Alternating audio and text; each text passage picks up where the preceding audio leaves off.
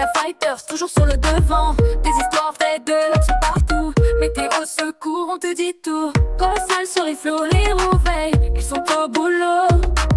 Des femmes aux tempêtes, rien ne les arrête. Abonne-toi pour voir leur conquête. Like, comment. Salut à toutes, c'est le Doc News pour la news, j'espère que vous allez bien, moi ça va super, on est parti sur la news Firefighting et on va retourner sur le crash d'un hélicoptère, le Ratch Air Medical Service, en gros, certains l'auront vu dans l'onglet short. Quand l'hélicoptère s'est écrasé, là on va rentrer un peu plus en détail dessus.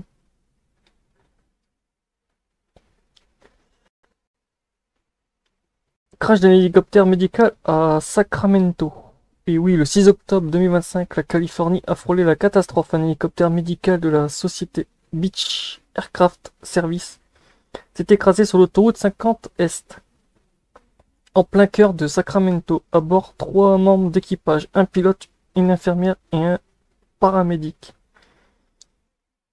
Leur mission, c'est une évacuation médicale de routine. Mais à peine quelques minutes après le décollage, le vol tourne au drame. Et oui.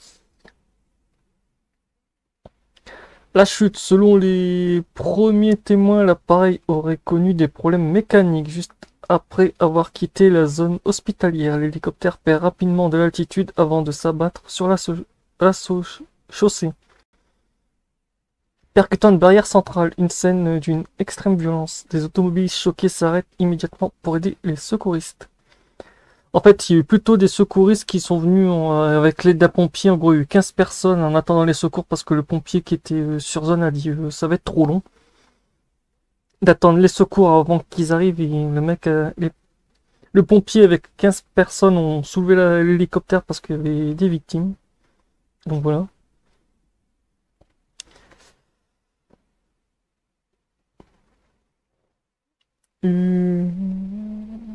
Une scène d'une extrême violence. Des automobilistes choqués s'arrêtent immédiatement pour aider les secouristes. L'un d'eux, un capitaine des pompiers de Sacramento, racontera plus tard avoir entendu un gémissement sous la carcasse. L'ensemble des civils et pompiers soulèvent littéralement la carcasse pour extraire un membre d'équipage coincé sous l'hélicoptère. Les sauveteurs à l'œuvre. Et oui, les 3 membres de l'équipage ont été grièvement blessés, mais miraculeusement, aucune victime au sol. À déplorer. Un véritable miracle au vu de l'intensité du trafic à cette heure-là. Les équipes médicales de Sacramento Fire ont stabilisé les blessés avant de leur transfert vers l'hôpital US Davis. Enquête. Dès le lendemain, le NTSB, le National Transport Safety Board et la FAA, la Fédération Aéronautique et Spatiale, ont ouvert une enquête conjointe. Leur mission déterminer les causes exactes de ce crash. Les enquêteurs se concentrent sur 3 pistes principales. Une panne mécanique sur le rotor de queue. Un problème de maintenance récent ou encore une erreur humaine liée à la perte de puissance après le décollage. Les données de vol et les communications radio sont actuellement en analyse à Washington. Et oui. À chaque fois qu'il y a un crash, de toute façon, ces données-là vont en direction Washington.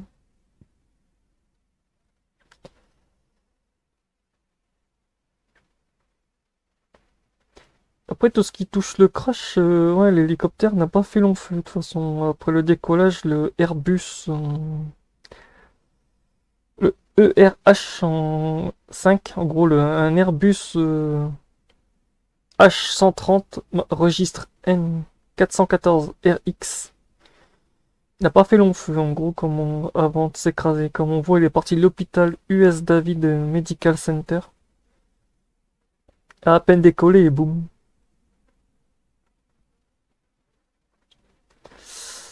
Autant dire, voilà, je crois que c'est la première fois qu'un hélicoptère médical a des soucis comme ça.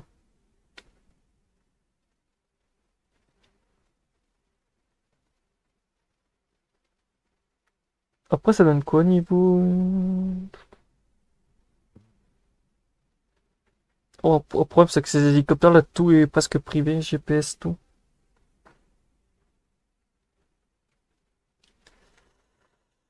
À moins que je passe en premium, mais bon, pour l'instant, c'est pas dans mes moyens. D'acheter du premium.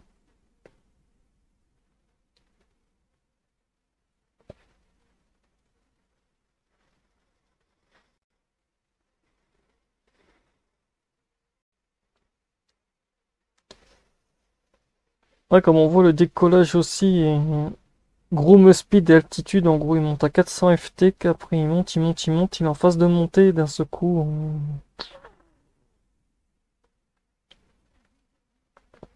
il y a une perte de... Ouais.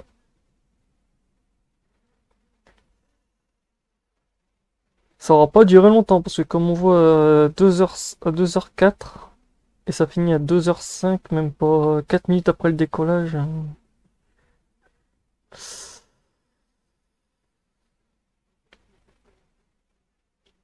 toute façon, les images qu'on voit après sur YouTube, que je vous ai montré, en fait, c'est qu'on voyait l'hélicoptère actuellement traverser l'autoroute. Que ceux qu'ils auront vu dans le short auront vu que l'hélicoptère a juste été en train d'être filmé au-dessus de l'autoroute et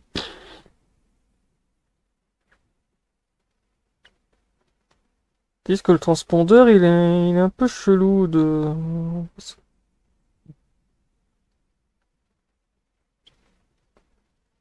quand on regarde les vidéos en fait l'hélicoptère se serait crash après avoir fait sa boucle.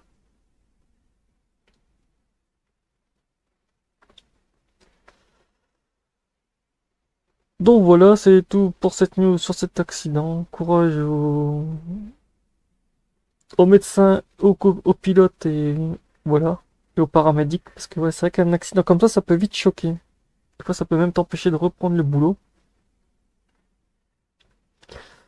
Donc voilà, c'est tout pour cette petite news, ce petit suivi via Flight Radar, ouais, qui sert bien aussi pour les analyses. On se retrouve pour le prochain news. Portez-vous bien. Tchuss!